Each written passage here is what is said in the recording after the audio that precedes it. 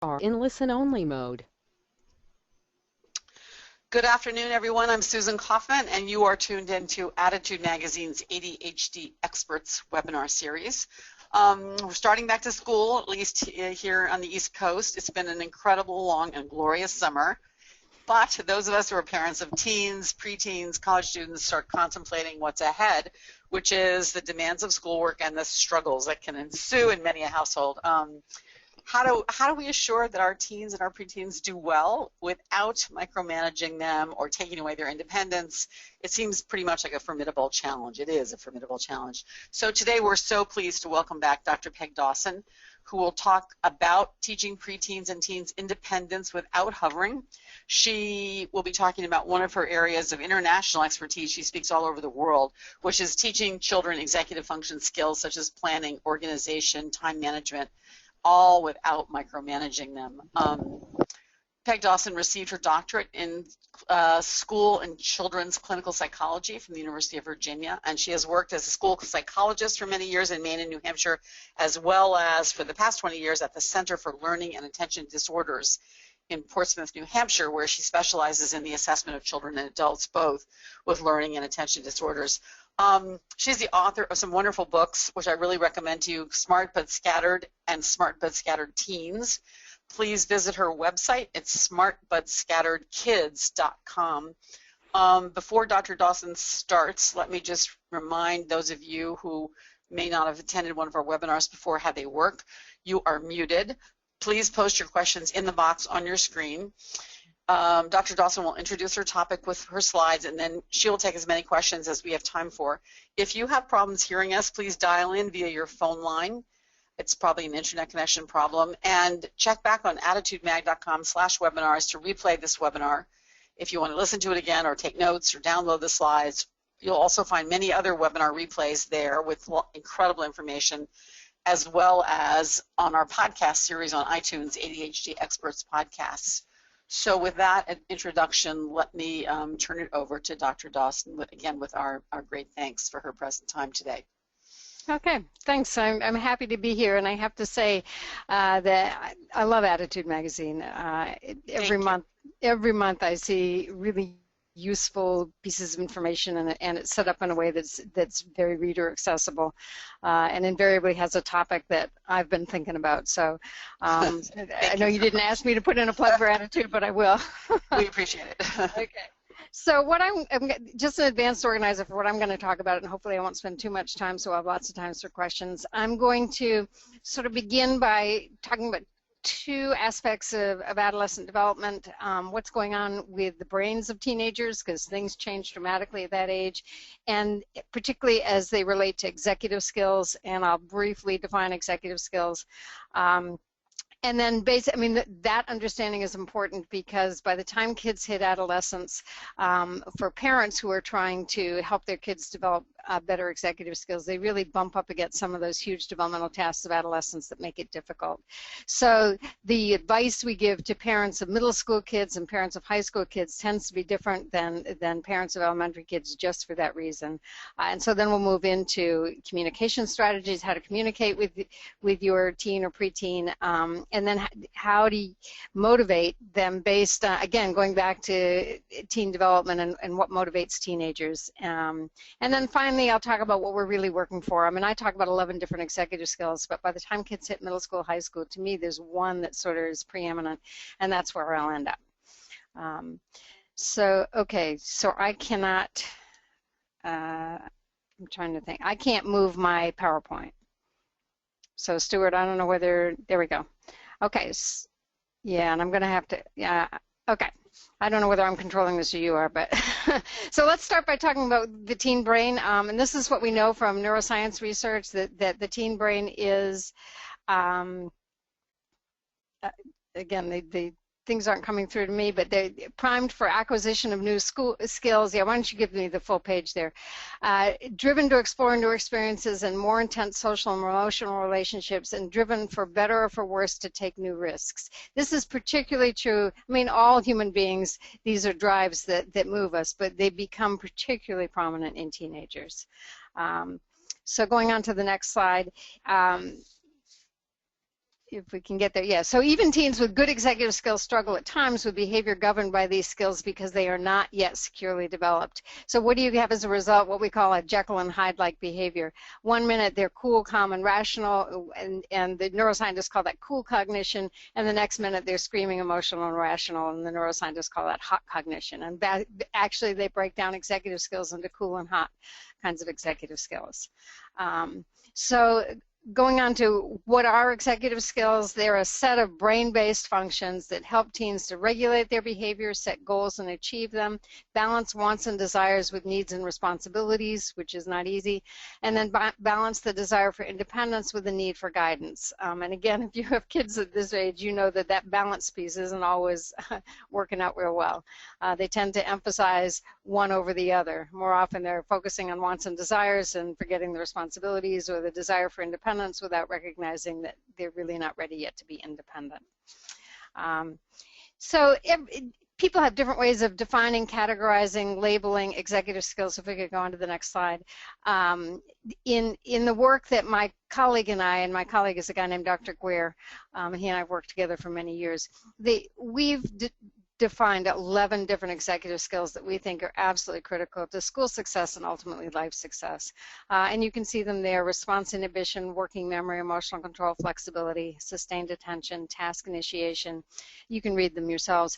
But I think that the point is, for the most part, we think the labels we've come up with are almost self-explanatory. We do have definitions for them, but we think a lot of it, just looking at the label and you have a sense of what we're talking about.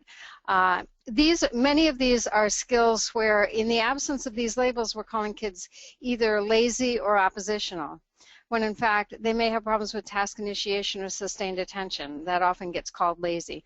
They may have problems with emotional control or flexibility. That often gets called, oppositional or whatever. So we think it's much preferable to identify the problems these kids are encountering as executive skill weaknesses, as opposed to some of those more pejorative kinds of terms.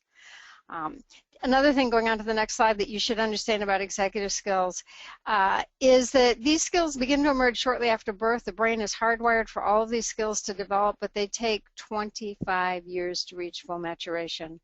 And that's in normally developing brains. Kids with ADHD, Russ Barkley has said for years, these kids lag about 30% behind typically developing peers. So think what that is. That means, a 12-year-old is more like an 8-year-old. A 15-year-old is more like a 10-year-old. And I remember Barkley many years ago saying that he would not give a self-report ADHD rating scale to anyone below the age of 30 because he didn't trust their answers. So these do take a long time to develop. And when we think about middle school, in my experience from working with these kids, is the gap between what parents and teachers expect of kids and what kids' brains are able to do is widest at middle school. It tends to close a bit at high school, but middle school is the most challenging. Okay, so with younger kids, they're easier to work with because they're more willing to have parents work with them to help them develop executive skills. They're more willing to listen to them and to try out strategies. But my middle school, it's a whole new ballgame because one of the basic tasks of adolescence is to break away from parental authority. Which really leads me, and they also have this sense that they know better than their parents, which leads me to the next slide, which is my favorite quote of all time about adolescence. Mark Twain once said, "As a boy of 14, my father was so ignorant I could hardly stand to have the old man around. But when I got to be 21, I was astonished at how much he had learned in 7 years." So that's what, if you've lived through this, or if you're in the process of living through this, I've lived through it. I have two sons in their 30s, so I know they do emerge from the tunnel somewhere in their 20s, and it's a relief to get that relationship back at that point. Okay, so with that as background, let's move on. Understanding what's going on with kids and how they change at adolescence. Tips for working with teenagers. Pick your battles is a huge one. You don't have to fight about everything. I mean, there are times when you should walk away. I mean, I was working with a kid yesterday who's, when he got out to the car and I told the mom I needed to meet with her for a few minutes, he wanted to put the top up on the convertible. She didn't want it up. She basically walked away from him, which is one way to pick your battles. She just left him there. Other ways is to decide not to turn something into a fight. Many of these suggestions, by the the way, are art more than science, and so you have to feel your way along. The better you know your kid and the better you know yourself, the more you're going to be able to apply these strategies. Using natural or logical consequences. I mean, if your child is building up a huge monthly cell phone bill because of texting, you can have a consequence for that. There's a natural consequence for that. Either they pay for the cell phone bill, or you find out ways you take steps to limit the amount of cell phone use. That's a natural consequence. Making access to privileges contingent on performance, which means that if you do this, then you'll get that. If you can get all your homework done, then you get to spend, half an hour playing whatever that video game is you want to do before you go to bed, or you get your phone back to text your friends. Be willing to negotiate and make deals. I mean, this can go overboard, but again, being able to respectfully understand where your kid is coming from in terms of what they want, and being willing to negotiate. My colleague Dick grew up with a father who was a labor negotiator, and he got that down to an art. I mean, he really saw it as labor negotiations in a sense. Going on to the next ones. Involving others when you can, tutors, teachers, guidance counselors, coaches. This is really important. I think a lot of us feel like as parents, we should be able to do it ourselves. There were times in both my kids' lives where I sent them off to someone else for a while. My older son with an attention disorder, I had him spend some time with my older brother, who was a successful adult with ADD. My younger son, I thought he needs to see a different kind of role model. I sent him off to a good friend of mine from college, just to spend some time with them. But being able to access other people to help you, you don't have to do it all yourself. When I say built-in verification, there is a tip. That means when you make deals with kids, or you make any kind of behavior contract, you can't take the child's word that he's following through. You usually have to have verification. My colleague Dick, when he was struggling with his son in high school about was he doing his homework or not, every Thursday night he emailed every parent, every teacher his kid had, and said, "Could you let me know whether he did his homework this week?" It was a simple one-way email. All the teacher had to do was hit reply, but that built in the verification. And then working on positive communication skills. This is tricky, and if you can go on to the next slide, there are some suggestions which comes from a book by Arthur Robin, which just really contrasts what happens when families are not communicating well and how you can replace that. So if your family does this, call each other names, try to do this instead. Express anger without hurt. If you interrupt each other, take turns, keep it short. If you get defensive, listen, then calmly disagree. I think those are just good things to remind yourselves. I'd probably want to post something like this on my wall at home or near the kitchen table, just to remind me that this is the way good communication takes place. And then moving on to the next slide. Also, in terms of communication strategies, the more you can ask questions more than you make suggestions. The questions may end up sounding like suggestions, but it makes sense to just get as much information from the kid as you can. So what do you have to do for homework tonight? And when are you planning on starting that science project? Do you think you've left enough time? Do you know how long it's going to take? And again, keeping the emotion out of it so that you're walking the child through the process of thinking about something that they may not have thought about, and questions do that a whole lot better than suggestions. And then using language that supports your teen's executive skill development. What's your plan? It's funny, when my son came home from high school, starting in middle school, every day when he came home, I got him through middle school and high school by asking him 2 questions at the end of every day. What do you have to do? When are you going to do it? Those are the 2 questions that got us through high school. And an alternative to that is, so what's your plan? And that's a great question to ask when a kid has this totally unrealistic idea of what they want to do or how they want to spend their time or whatever. So what's your plan? Do you have a strategy for that? Tell me your schedule. When do you plan on starting? How will you remember? Those are all ways that sort of put it back on the child to be thinking about the answer, and therefore using their own executive skills rather than either relying or resenting the fact that you're using yours to manage them. Okay, going on to the next slide. Now moving into sort of motivational strategies. Here's what teenagers want. And these are 4 things in addition to the latest video game system or more tangible reinforcers, but what they really want is having the chance to do what adults do, making their own choices and decisions, having their opinions valued, and deciding what rules will apply and how. Now, obviously there are limitations to all of those, but if they feel they're an equal partner in these things, that they have some input, and that ultimately whatever their input is going to lead to negotiation as opposed to sort of hard and fast rules, that helps the whole process. And going on to the next slide, what parents can do to facilitate motivation: be prepared to negotiate and compromise. Convey that your intention is to help the teen accomplish something beneficial to him or her. The more we can focus on what the kid wants and find some way to make that possible with a positive outcome, both for the kid and in terms of moving forward in terms of executive skill development, then that's using motivation at its best. Focus on how desired change will boost the teen's independence. So once you've done X, Y, and Z, that means that you've shown me that you're responsible, and then you'll get to do, that other thing that you want to do. And then be clear why it's important to address the problem.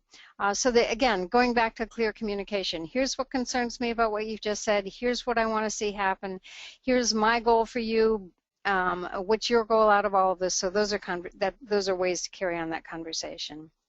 And then moving on to the next slide, where people have mixed feelings about the use of sort of reinforcers, incentives, rewards. Our feeling is around executive skills, the key piece for kids in terms of executive skill development is practice. The more they practice any given skill, the better they get at it, and the less effortful that skill is. And so there are times when we will say, yeah, we're going to build in a reward. Because that will encourage the child to practice. I've set up incentive systems where kids earned points for getting grades of B- or better on tests, for handing in homework, for writing down their homework assignments. The points could be accumulated and traded in for whatever they wanted. But what that got the parent was the kid practicing the various skills. What that got the kid was the ultimate reward at the end of the process. If you're doing that, though, you have to ensure the economy is fair. Usually when these things don't work, it's because parents are asking the kid to do too much for too little payoff. And so you have to keep that in mind.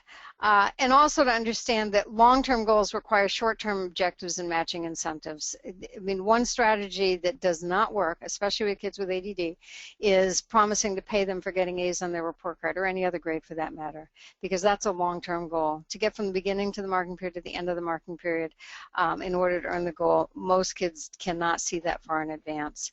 And so that's why when I set up incentive systems, it's more based on daily behavior and that will lead to that long-term goal of better grades on report cards. Okay, going on to the next one. Another, basically in terms of setting up incentive systems, they should be able to earn the reward 70% of the time, or they should be able to earn 70% of the possible points or whatever. If it's less than that, that means the demand is too great or the incentive is not powerful enough. And one way to gauge whether or not in addition to whether or not they're achieving the reward, the other thing to gauge is how hard are you working and how hard is your kid working. If you're working harder than your kid, then clearly the system is not doing what it should be, because you want the kid to be working hard or to be persisting with whatever you're working towards. And then limiting the freebies. The most challenging kids I work with are the kids who get everything all the time without having to work for it. And then I have to talk with the parents to say, we need to limit screen time, we need to limit video games, we need to limit access to cell phones. Because first of all, they all get in the way of good study habits. But second of all, they're incredibly distracting, and there's a good reason why kids shouldn't be spending all their time on that technology. And then finally, this is great, so we can move it in. We'll have plenty of time for questions and answers. If we can go to the last slide. The executives, by the time kids hit middle school and high school, the executive skill that I tend to focus on is goal-directed persistence. And that is, it's a late developing executive skill, and I should qualify everything by saying that, that I see a lot of parents of 8th graders who sit in my office and say, doesn't my kid realize that how he's doing in school now is going to affect, what college he gets into in 4 years? No, he doesn't, because he doesn't have goal-directed persistence yet. and once when we as parents think about, as parents think about goal-directed persistence, we think about doing well in school in order to get that goal of going to college or whatever post-secondary plans there are. But that may not be the best way to build goal-directed persistence. It may be better to start with something the kid really wants. I saw a kid a couple of years ago who, his parents were at their wits' end. He was not handing in homework assignments. I mean, he was passing all his classes, but his academic record was not particularly impressive. And they were feeling like this kid is in serious trouble. But when I talked with them, this kid had actually, he was into lacrosse at the time that I talked with his parents, and he had actually built an entire lacrosse field in his backyard according to regulation. He put limestone down to show the boundaries of the field. He'd put the goals in right, they were regulation. He even put in lights so he and his friends could play at night. And I said to his parents, you know what, that's goal-directed persistence. And now let's see if we can figure out how to get him to apply that to school. It's something that you may not see right away, and that's why my first recommendation there is model it yourself. If your child sees you persisting over time to achieve a goal, that can make an impression on him. You may not hear it at the time, but I think you'll hear it in their mid-20s if you model that behavior. Help him or her set up and achieve little goals. They add up over time. So something the child wants, it won't take very long, but just keep working at it. Praising effort. Much more than praising kids for being smart or praising kids for getting things quickly and easily. You want to praise effort. Wow, you stuck with it. You figured it out. I can't believe how hard you worked for that. Nice goal-directed persistence. You can even use that term. And then, as I say, whenever possible, emphasize your child's goals, not yours. That's a really tough one, and obviously there's a mix involved there with some compromise on both parts. But what I've discovered with kids, especially kids with ADHD, is that if they can get goal-directed persistence, they will use that goal to overcome other executive skill weaknesses. So they may be lousy at task initiation, but if the goal is important enough to them, they will start it. They may be lousy at sustained attention, but if the goal is important enough to them, they'll stick with it long enough to get it done. So that's why I think it makes sense to talk with kids about goal-directed persistence and to see if you can work on it. So now that you've heard all that, you have no problems, right? Go ahead. Goal-directed persistence is a great concept. I don't think I'd ever heard that before. Everyone listening in, you're listening to Dr. Peg Dawson talk about executive function development in teens and preteens. Please post your questions to the box on your right, and we will be posing those questions to Dr. Dawson right away. So let me just start. As soon as you said, ask questions such as, what's your plan? I thought to myself, and I had a thought, and immediately 3 people posted it, which was, what do I do when they say they don't have one and they just look at me blankly? Or what happens when the child says, I don't know? What do I say? Yeah, then I would say, well, let's make one together then. What do you think we need to do first? So, and that's perfect, because that leads into that sort of collaborative problem solving, that you're not giving the kid the plan, but you're saying, let's make one together.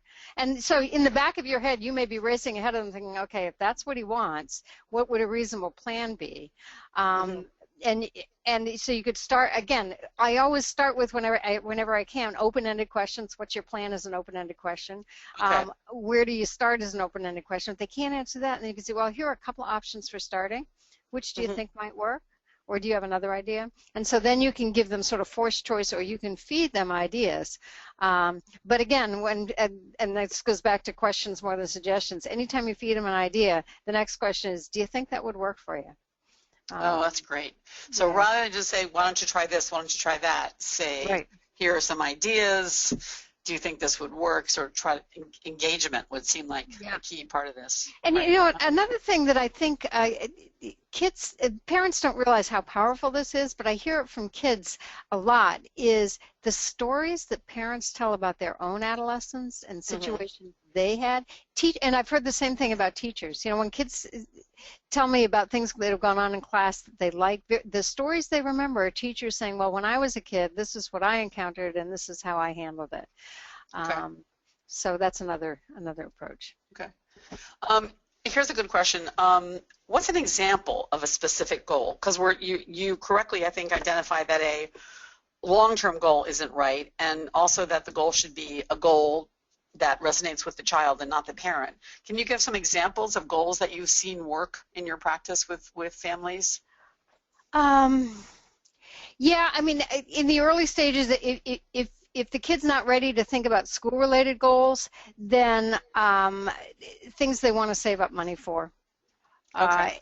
And so, you know, it's something they want to purchase, and you may be able to help them in exchange for, you know, again, you can tie that into school-related behaviors if you want, or keeping their bedroom clean or whatever. One of the things that we have that I use in my practice, and it's in one of our books, is we have a sort of getting to know you survey where we just ask kids about how do you spend your spare time, what talents do you have, what personal qualities do you consider to be strengths, what area of skill or knowledge would you like to become expert in. And that last question is very interesting because Oh, wow. that will, and we give kids examples. I say we're not looking for just school stuff. You know, if you'd like to become an expert in video games, if you'd like to become an expert in horseback riding, you know, whatever. If you use that kind of information to say, gee, I wonder if there's a goal we could relate to that. You know, so a girl who loves horses, can we build in a goal for taking horseback riding lessons? So start with whatever they're interested in. If it's around school-related goals, though, there are some things that you can if kids are willing to do it, that you can set as goals that are trackable, so you'll know whether or not they've achieved it. You know, things like I'm going to improve my homework completion. And teachers keep track of what percentage of homework gets handed in by kids. In fact, so many of these schools now have, you know, online web portals where parents and kids together can track grades on tests, grades on quizzes, homework completion, missing assignments, that kind of thing. So improved homework completion, increase the number of homework assignments handed in on time, improve grades on homework assignments, improve test or quiz grades. All of those are things which, you know, as I say, a lot of schools, parents can track that through their web portal.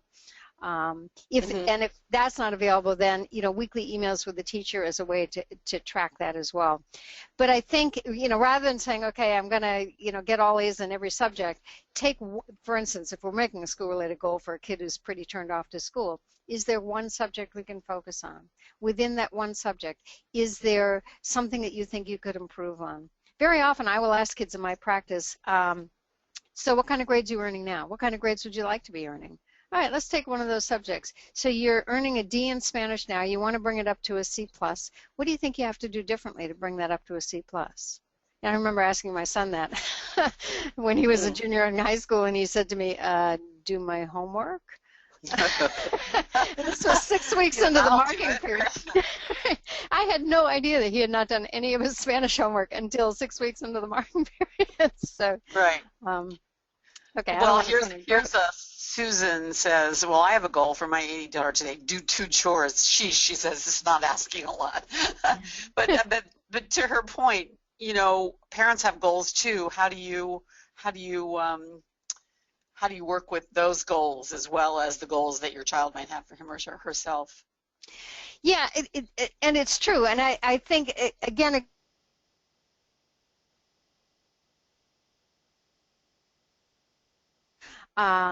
for that reason, because that's one way kids learn responsibility. Apart from school, you can learn a lot of executive skills by doing chores. But I think there's room for those, because there are those kids out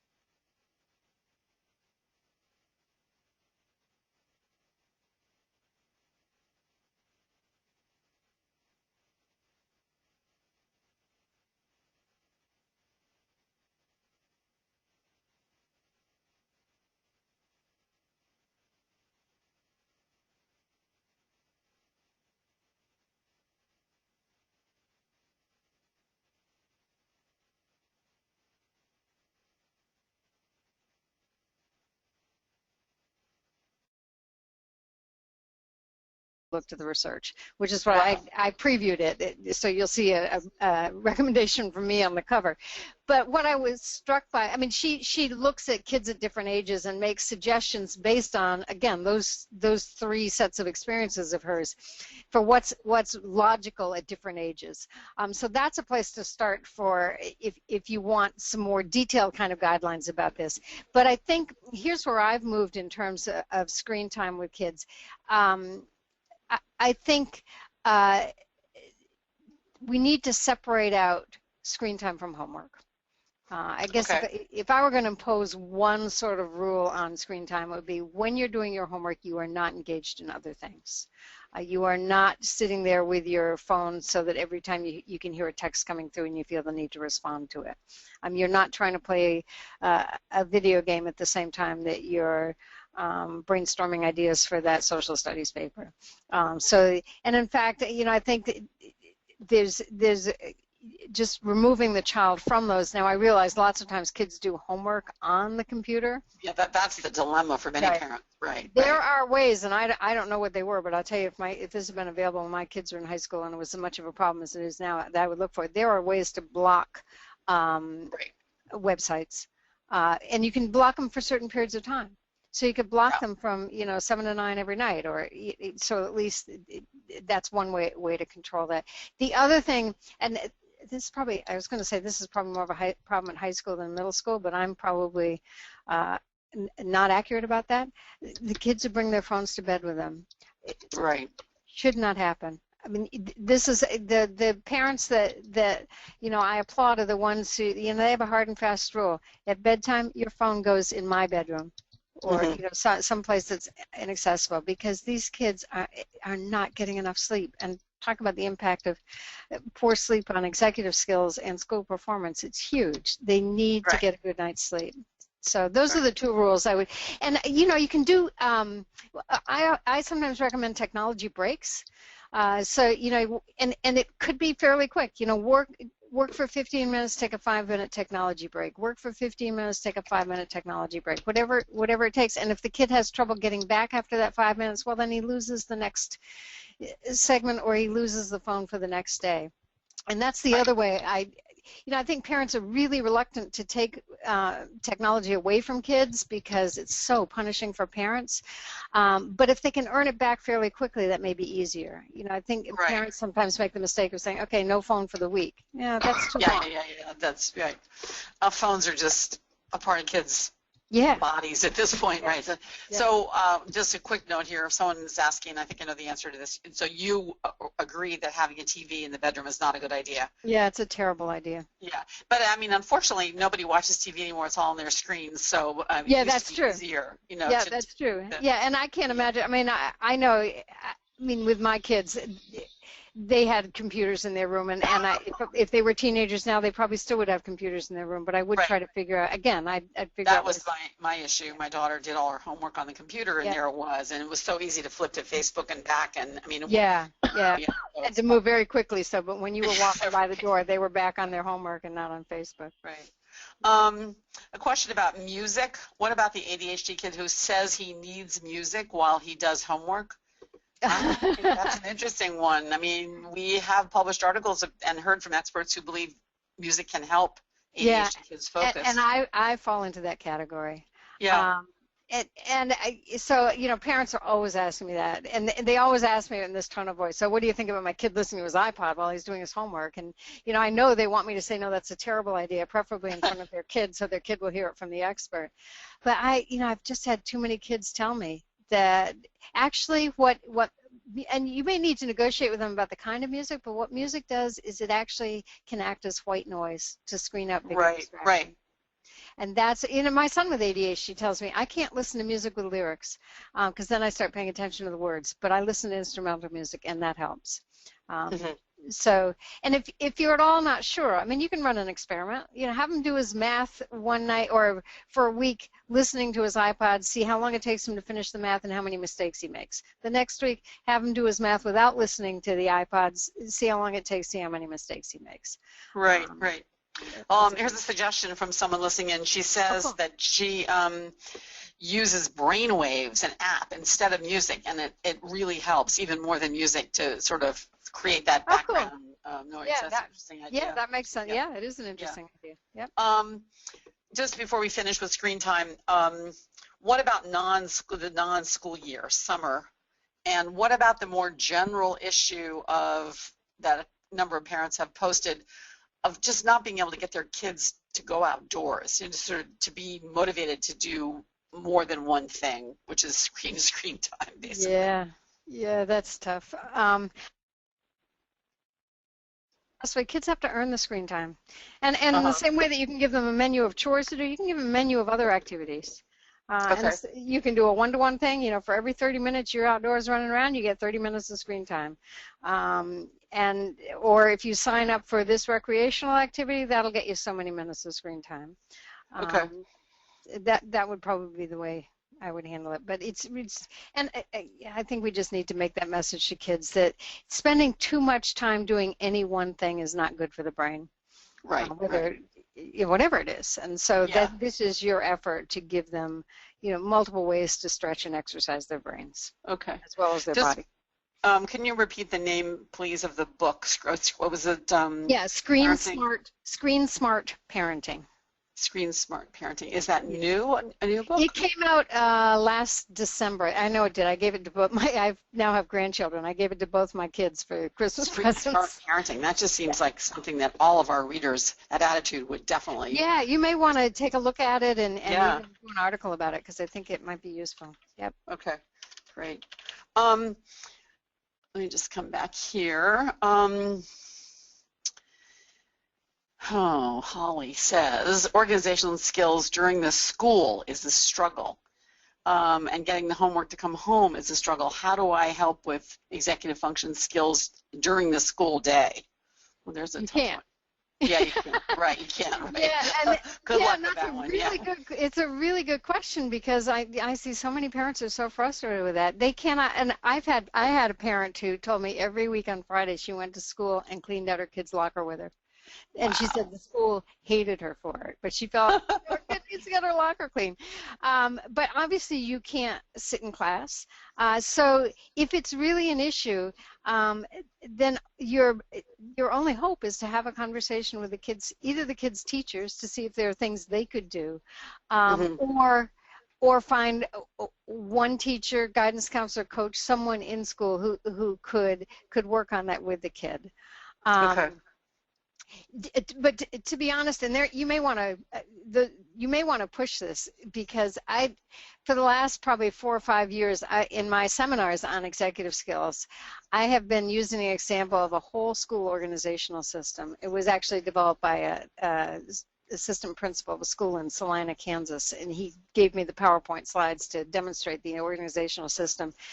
He simplified it. It came down to 5 steps, but the beauty of it was they introduced it to kids at the beginning. It was a 2-year junior high school, beginning of 7th grade. They kept that system in place until the end of 8th grade, and those kids learned the system. And when the whole school was using the same approach, and the interesting thing is I first started talking about it, but in the last couple of years I've been saying to my audiences, so does anybody have a kid who goes to a school with this kind of system? And any number of people raise their hand, and I say, so how does it work? And more often than not, the answer is it is great for parents. Yeah. Well, that's so interesting you say that because I have 5 or 6 questions here from people who say, how do I do this? I have ADHD and I find it really difficult to get organized. Or one person who says, my spouse has ADHD and is addicted to his screen. So how do I put in place a system? Someone else just wrote, parents need to be outside and off the screens too. Yes, it really makes sense. Yeah, that it's really for all of us. Yeah, absolutely. But on the home, sorry, go ahead. Well, let me just talk about parents with ADD or parents with spouses with ADD. I don't want to say this just to plug my book, but I think it'll be really helpful. We have a book coming out. It'll be out in December or January for adults on executive skills called The Smart But Scattered Guide to Success. And we basically take the same principle. If any of your audience is familiar with the books we wrote for kids, we take the same principles but apply it to adults. And it's basically a self-help book, but we have a chapter on executive skills in the home, another on executive skills in the workplace, and another on executive skills in relationships. We've created this great test so that partners can see which executive skill strengths do I have, what does my partner have. Oh, we'd love to have that on Attitude. Yeah. Yeah. So look for that, because that's one way. Can you repeat the name of that, Peg? Yeah, it will be called The Smart But Scattered Guide to Success. Okay. And you may even be able to see it up at Amazon or at Guilford Press, which is our publisher. I think they've got a press release on it now. But I think that will help. I think the other advice I give to adults with ADHD is you got to be kind to yourself. And you got to make choices. I mean, I don't have ADHD, but I know with my son when he was in high school, I gave up on room cleaning. Right. Because I just couldn't manage that. And, I didn't give up on it completely, but once a month I would say, okay, we got to get the room clean, as opposed to every day or every week. So I set priorities, and I just acknowledged there's some stuff. I mean, I'm terrible at organization as well, so that was partly why I gave up on it. He could look at me and say, oh, you're better than that. Okay, yeah. So, yeah.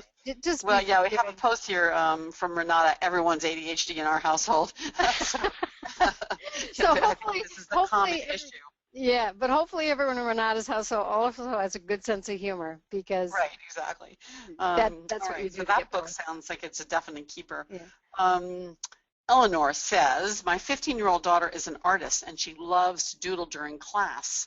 If the teachers are okay with it, is this okay? Oh man, I couldn't have got through school without doodling. I was going to say, me neither. Me neither. And there's some great research to show that kids who doodle attend better and retain information better than kids who don't. So, I mean, whenever about once a year I see a kid who says they get in trouble for doodling in class. And whenever that happens, I want to pull out my graduate school notebooks and say, here, take these in and show them. Take a look. Right. Yeah, because you'll see doodles in the margins. When the professor wasn't saying anything worth taking down as notes, I was doodling, because that was the only way I could sort of stay alert. So, right. Doodling is great. I also found knitting in college. Yes. And I knit my way through college, which, I was it's another form of doodling, really. Just absolutely. Absolutely. Yeah. Okay, Gina, I firmly believe that as an ADD parent married to an ADHD spouse, that our daughter must learn how to use a schedule to-do list every day.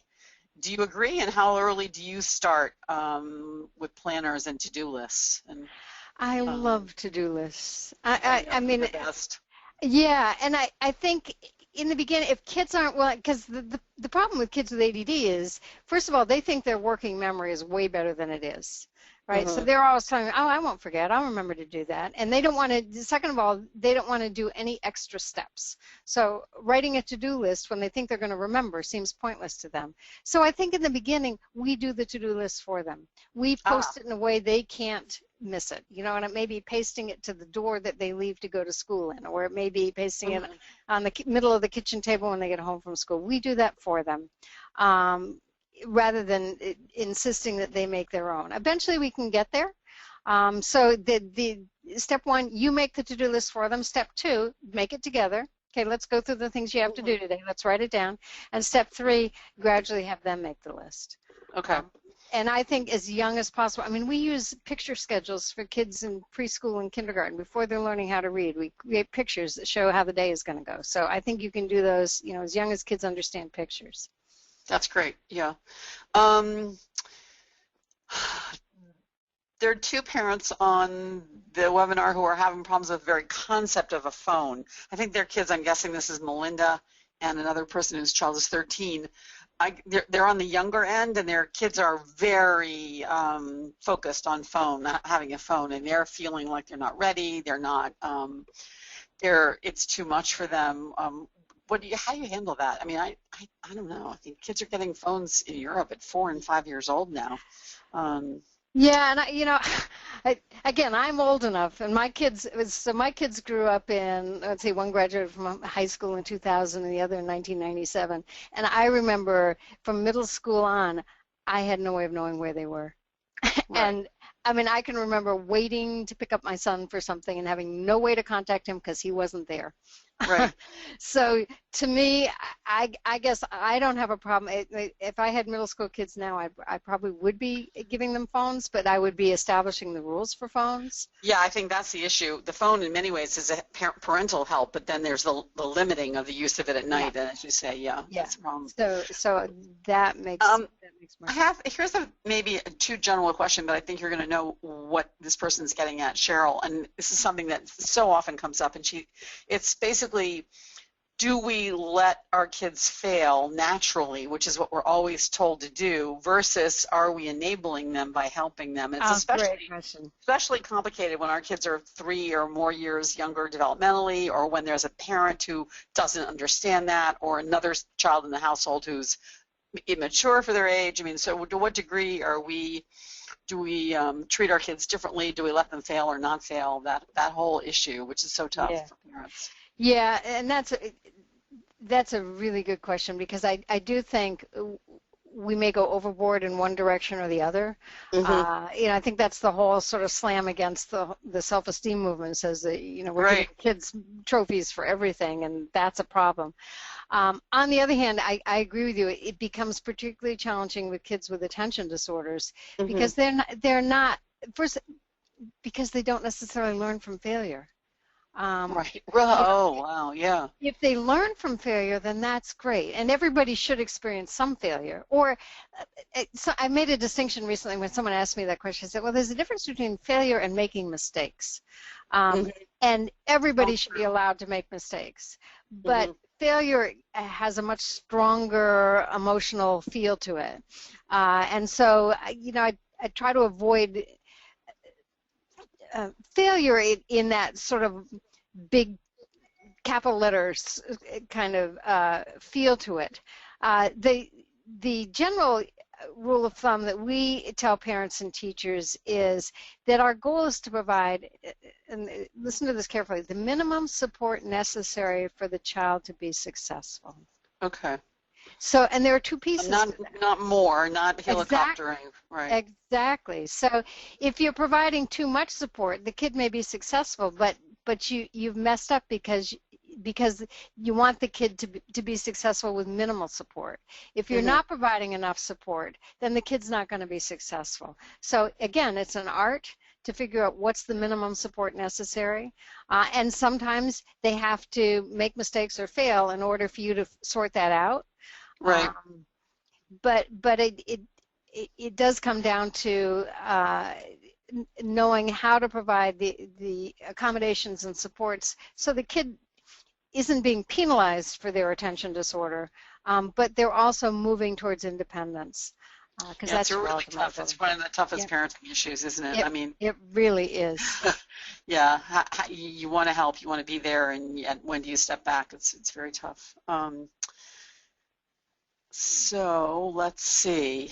Anne, I'm a single parent. Getting homework done is such a challenge, especially to balance it with some, quote, quality time in the evening. Do you think it's better to get some of the homework done and do something together, or battle to get all the homework done? Oh, that's a tough one. That's a values choice you have to make. Yeah. But there are kids who can't get all their homework done. That is something we see, that they're just too much homework. Yeah, absolutely. At some point, maybe it's too much, if that's an issue.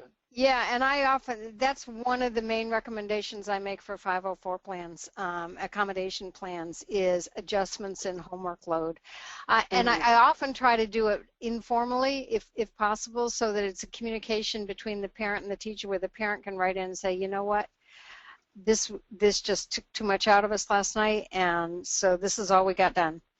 And I think parents should be able to make value judgments also about, is there something more important than doing the homework? Another family activity that's more important. That's a harder sell with teachers. I think it's easier if you can say, we spent an hour, this is what we got done. And to build that in, when I say as an accommodation, so that the child is given credit for what they've done, or is graded on what they've done, and not penalized for not finishing it. Right.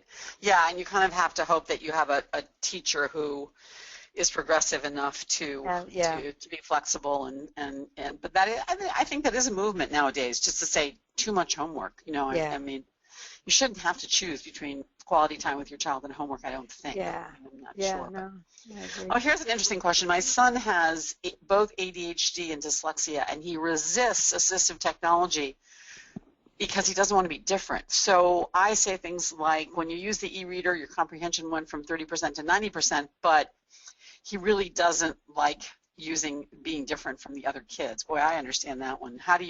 What's your suggestion on that?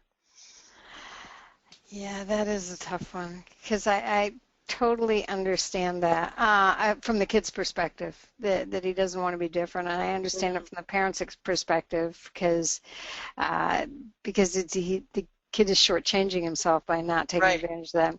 I guess whenever possible, I look for, are there ways he can use technology in an unobtrusive way? Okay. Can he use the e-reader at home when no one's looking at him?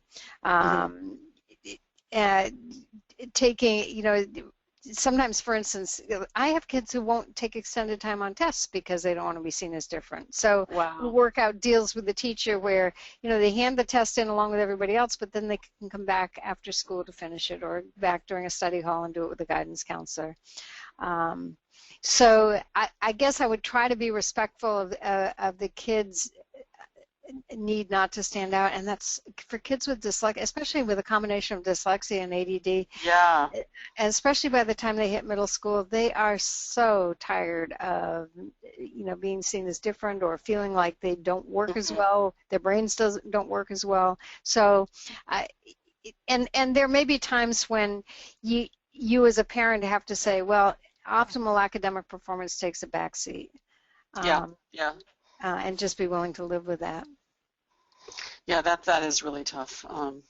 I do find that as more and more kids get given extended time, it's kind of better. I wish they would just give up the time constraint issue. There's really no need for it. And yeah, I know. I agree completely. It's just, yeah. It's a couple of interesting questions from people who say that, we've talked a lot about rewards for doing certain activities, and these parents are saying, my child's issue is not doing chores or doing homework or doing things. It's behavior. It's being rude. It's being fresh. It's being oppositional. It's the way they talk to people. What's the strategy for that kind of behavioral modification, if you will? I guess that's not really executive function, is it? I'm not sure what that is. Well, yeah, it's tied into emotional control. And it's tied into impulse control too, response inhibition, because the attitude comes out without thinking. I mean, there are a couple of different ways. One is, if that behavior is primarily being directed towards parents in the home, then my suggestion is ignore it whenever you can. That is one of those pick your battles kinds of things, right? Where I just assume that I remember when I was growing up, my mother had pasted something on the inside of her cupboard door when my older brother reached like age 14, and at the time, again, I was only like 11 at the time, so I had no idea what it meant, but I've remembered it ever since. On the inside door of her cupboard, she had put this quote. I don't know where she got it, but it said, "Face it, Ma, mothers are to reject." And clearly that was a reminder to her of, okay, my son is going to say these nasty, mean things to me, and I'm just going to have to live with it because that's the role that mothers play. Wow. Yeah. And so I think some of that is swallowing it. I mean, you don't want to have a kid walk over you, for sure. Right. And you can impose consequences. You can say, when I hear that kind of thing, you're going to take a time out. Okay. And when you can apologize for the tone of voice, then you get to come out of timeout. I mean, again, that's one of those pick your battles kinds of things. You can also, there are incentives for that. You can reward kids for making pleasant comments, or for one of my favorite, and I don't know whether this would work with middle school kids, but it certainly works with younger kids. So one of my favorite sort of reward systems is putting marbles in a jar. every time the appropriate target behavior occurs, and when the jar is filled up, then the family gets to do something fun, or the kid gets whatever the reward is, or whatever it is. And that works best when you've identified a couple of target behaviors, like talking nice to your sister, or not talking back, or whatever you can do. But then throwing in bonus marbles for when you catch them being good, doing other things. Right. So the kid never quite knows where that next positive marble is going to come from.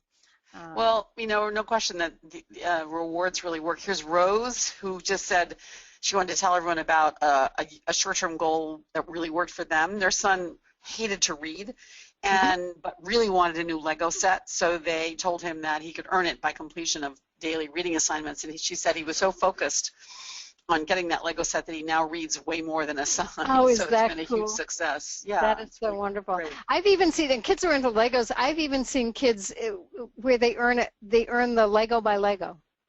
Oh wow! Yeah, marble by marble. Yeah, that's right. And so, okay, here's the next piece of your Legos, and of course, you need all the pieces to build whatever it is, the Star Wars or whatever it is. So right. Yeah, that's great. Oh, here's Tony recommends, which I have to agree with you, Tony. She says, great book, The Explosive Child by Ross Greene. That is a great book. Yes, that is a great book. Although it's funny, I saw a kid yesterday where the mom actually consulted Ross Greene because she said he can't negotiate. Plan B does not, or basket B does not. Right. That's right. There's no basket B for him. but I particularly like the way. I mean, one of the points Ross Greene makes is kids would if they could. Right. That whole notion that when you see, it's not the kids are deliberately acting hard. They can't help it. And we have to keep that in mind when they explode. Yeah, and his whole point is it's up to you as a parent to see that coming before it's too late and stop it rather than wait until after the explosion occurs. Yeah. I think that's just such a complete eye-opener of a concept to me, when I read about it. Let's see, so many great questions, people. I wish we had another hour. My son, 12 and a half years old, wants the A and is really upset when he doesn't get the A, but he refuses to put forth the effort. Well, that's an interesting question because you do see that disconnect in some kids between, the grandiosity of the ambition and the goal, but they're sort of disconnected from the heart, as you say, the persistence, the goal, the hard work that it takes to get there. Yeah, that's interesting. I would almost step back and just use reflective listening in situations like this. Okay. Gee, you must feel, looks like you're feeling pretty bad because you get an A. And not even, I would then be tempted to say, so why do you think that is? I wouldn't even do that. Really, just empathy. Yeah, because sooner or later, you can reinforce effort in other times, but when you're having that conversation about how he didn't get the A, I would really resist the inclination to sort of lecture him and do the cause-effect thing. Well, you didn't get the A because you didn't put in the effort. Yeah, not very helpful, probably. Won't be heard. Yeah. Right, exactly. Just sort of empathize. Man, sorry you're feeling so bad about that. Yeah, okay. That, and the other thing that happens with some kids, that happens with kids who are perfectionists too. It's not necessarily related to effort, but they're devastated when they don't get the grade that they want, and that's not healthy either. Right. And in fact, I tended to be one of those perfectionists, so I ended up, realizing that that's why I enjoy working with ADHD kids, because I find it much easier to try to tune up or ramp up kids with ADD than to ramp down kids with anxiety. Yeah, no, that's true, isn't it? Yeah. And then there's the kids like my daughter with both, so anxiety and ADHD. Yes. Oh, yeah. And they do often coexist.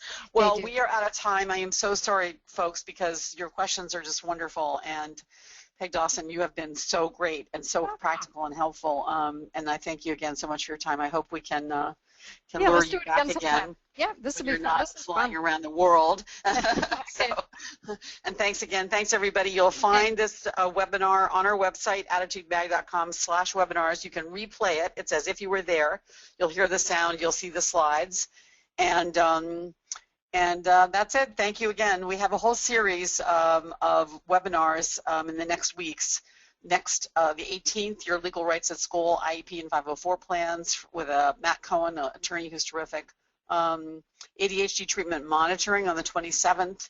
This is the whole series of children and school and related webinars, just some wonderful experts. So see you all soon. Enjoy the rest of this summer, and thanks all for coming. Thanks and bye.